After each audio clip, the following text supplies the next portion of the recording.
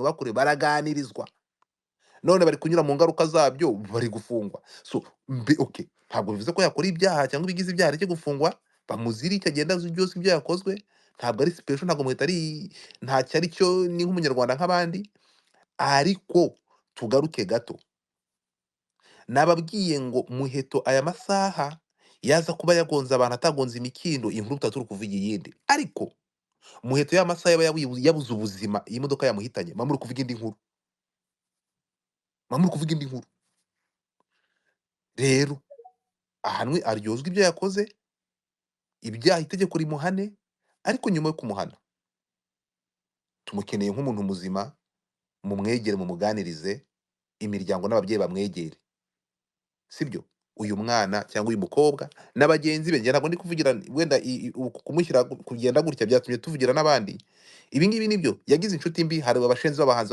bamwesheje inzoga sinumesheje amazina yabo barahari n'amavideo arahari bari kumunywesha bari kunywa inzoga barahari ngo bari kwenjoyinga barahari so ariko ntabwo ibyo ngibyo bituzanye so abe wafata ijambo Yes, urakoze cyane.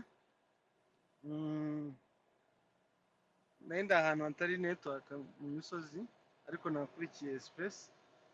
Hari ikibazo Justin yarabajije kuba kimenye cya kabiri hari amasaha 73 ubushinjacyaha butagomba kurenza bugufite ariko si itegeko ko bamaze n'amasaha 10 babona ibimenyetso byabo babibonye bashobora kugushikiriza ubushinjacyaha nabwo hari iminsi 7 batagomba kukurenza ariko si n'itegeko ryo kuvuga ngo ni ngombwa ya minsi 7 irangire bashobora no kukumarana iminsi 2 yiyongera kuri ya indi 3 bakagushikiriza urukiko.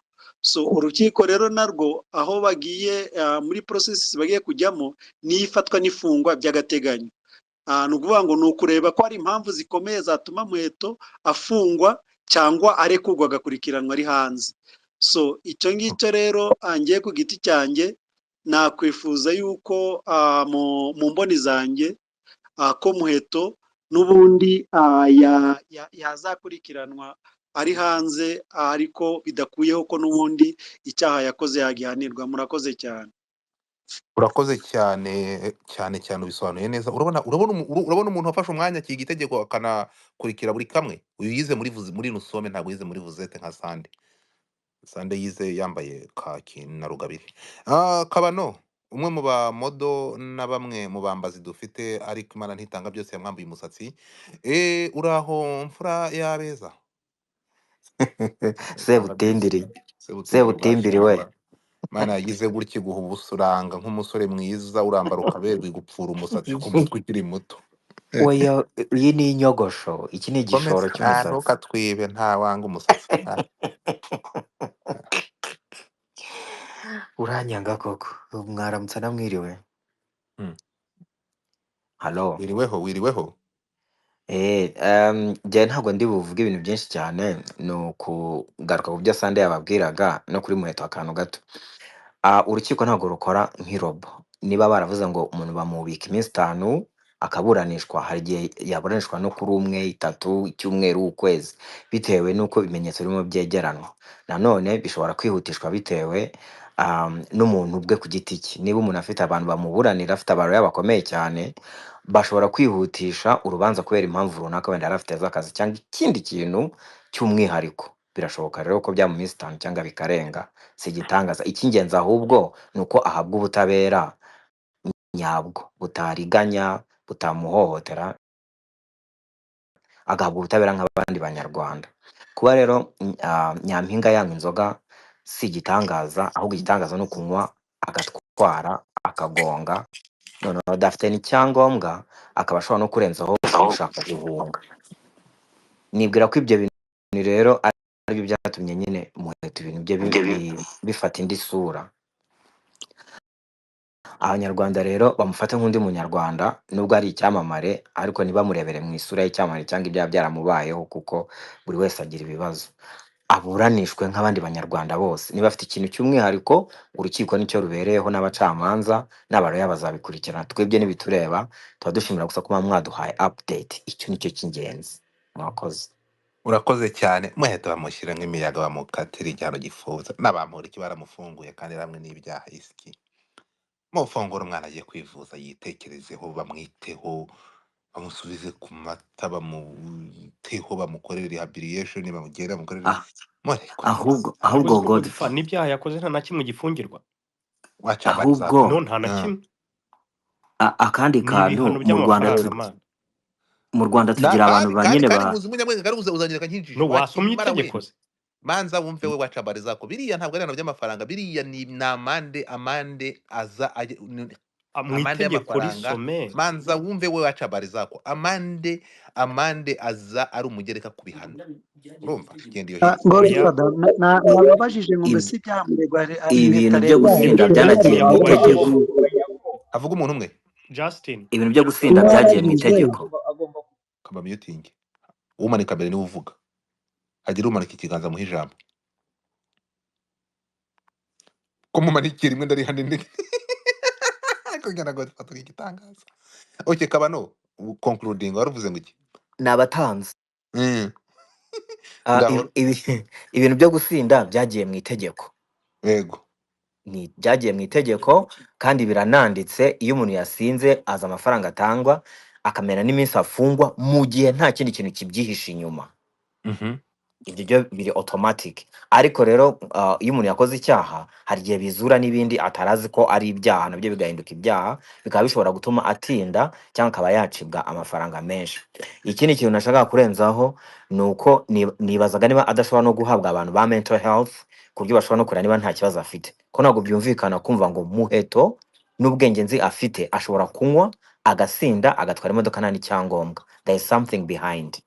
hallelujah thank you so much Justin hanyuma kurikiraho Sunday urakoze Godfather nari nabajije yego ikibazo ni ese ibi birego bigera muri bingahe aregwa biri penali cyangwa biri sivile reka ndashaka mbasomere ibi ngibi kumenya biraza kuzana umunyamategeko ntukanjyane mu byo ntafitiye ubwenge bwo gusobanura kambasomere ibirego Muheta aregwa munteze amatwi ya gutwara ikinyabiziga wanyoye ibisindisha birengeje urugero iki Muheta aragishinjwa amande yacyo ni 150,000 sinzi igihano aya ni amande tukaza ku cyaha cya kabiri Muheto akekwaho kuko ntabwo arabishinjwa n'urukiko gutwara nta ruhushya rw'ikinyabiziga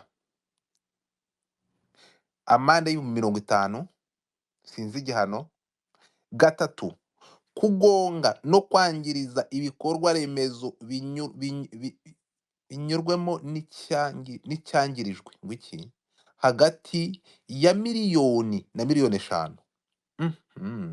kugonga ibikorwa remezo imikindo n'ibiki iki nacyo kirimo. Kane guhunga nyuma yo kugonga 150,000 nabyo ibi byose ibi byaha bine byose Muheta arabishinjwa arabikekwaho ko ntabwo arashinjwa n'urubanza ariko hano batuzaniye ko ibi byaha byose ahangaha aya ni amande. Ese muri ibi byaha wa mugani byawe ni penale? Hano dufite abanyamategeko muze kudufasha, ibi byaha biri penale nk'uko bimbwiye? I have no idea, muze kudufasha. Ariko nyine hano dufite abanyamategeko, nubwo abanyamategeko badufashaga basigaye barivumbuye. Abe wiriwe ni njye wari uhaye umwanya mu Rwanda yego ntacyo bita traffic court tugira, ntabwo ndi umunyamategeko ariko by the way, ariko mu Rwanda nta traffic court ihaba. Ibintu byose uri gusoma wowe ukavuga ngo amande ngo ariko ntabwo uzi igihano, ntabwo ndagira ngo ukosora kuvuga ngo ntabwo uzi igihano. Nta gihano kindi giteganywa n'itegeko. Tunasubiza Justin, ntabwo ari ibyaha biri penal, ni ibyaha nk'uko umuntu wese yakwica amategeko y'umuhanda. Impamvu turi kubiganiraho gutya ni uwayishe, ariko ubundi amategeko y'umuhanda namwe. Impamvu mbihakanye, iyo bagufunze iminsi 5 hari n'amande utanga. Nyine nibyo bari kuvuga. Uretse gato bagufunga iminsi 5 kandi ugatanga n'amande, genda gake ntuturimanganye. No, ariko icyo turi kuvuga nta gifungo kirimo. Ikimbabaje hano uretse iminsi 5 abari kwa nyina, ikimbabaje hano nuko tuganira n'abantu space igapfa bitewe n'abantu batanze ibitekerezo badafite ibisobanuro. Meki yes fasha Godfather icyo nshaka gufasha ni ukuvuga ngo ntabwo iyo minsi 5 aba ari igihano, bifatwa nk'igihano muri public ariko si igihano, kuko urabona iyo bagufashe kugira ngo n'ubundi bakurekure cyangwa bemeze ko perime ijya mu rukiko habaho barakugenza bakujyana mu iperereza haza umugenzacyaha wa polisi wa traffic ayo wa polisi akakuroja akakubaza ese bagufashe gute urabyemera ntubyemera ntugira gutyo bivuga ngo ushobora no kuvuga uti igihe noneho sinkeneye kuvugana nawe ndahazana umunyamategeko wanjye umuhagarariye aze ari we muvugana kuko wenda umupolisi yarandenganyije kuko ibi simbyemera hari abantu bajya mu rukiko akanatsinda polisi bikagaragara ko polisi yamurenganyije kandi yo yaramutiye ivuga ko yanyoye rero twibyitiranya kuko noneho ikindi mugomba kumenya iyo umugenzacyaha yagufashe ashobora no gufata dosiye bakayigeza mu bushinjacyaha hanyuma umushinjacyaha niwe ushobora kuvuga ngo uyu muntu araburana afunze umushinjacyaha nubwo ashobora kuvuga bati nafungwe agasaba ko ufungwa ariho abantu usanga umuntu aba muri detention umushinjacyaha agumya gusaba gusa ngo ufungwe ukajya muri detention bamara n'umwaka ukiburana ariko umushinjacyaha ari agize gute aribwo bwagufunze rero abantu bo gushaka kubyitiranya kubera ko n'uyu ufashwe ntabwo bivuze ko wakoze icyaha kuba polisi yemeza ko wagupimye ayo wa polisi ni ukwentereza ni ukukugenza akavuga ngo ese koko wafatiwe he urabyemera wari uvuye wanyweye iki wanyweye amacupa angahe rero bwa mbere ufashwe wararwanye nyine ibyo batarahura nabyo nuko bimeze niyo procedure bicamo ntabwo bashobora gufata gutya ngo baze baguhereze urupapuro gutya ushinzwe iperereza muri traffic mutarabonana nubwo ushobora no kumuramo n'iminsi 3 ariko mbere yo kurekurwa araza akakubaza perime yawe ijya mu rukiko byavuye kuri ntuza kuri decision z'uva kujeye cyane nk'uko bigenda rero abantu bo kwivanga rero ngo bumve ko iminsi 5 ushobora kuba igihano kubera ko ubugenzacyaha ushobora kugufata ukagukoraho iperereza bugufite ushobora no gukoraho iperereza uri hanze ibyo rero mbona ari procedure zikorwa biri kawa urakoze. Thank you so much urakoze cyane. Abantu bagiye kuri dashboard barebe iyo tweet ya Meki cyangwa ya Bwiza News muyikorere retweet muramukoze. Aha Judy. Yes please. Hi. Hi, how are you? Mwiriwe mwaramutse? Wiriweho. Naramutse actually ni saa 10 za mu gitondo aho ndi. Oh, is it that you? How are you doing, ma'am? I'm good. How are you, Godfather? Good. Thank you for giving me an opportunity kuba navuga kuri space yawe. Mwiriwe banyarwandakazi.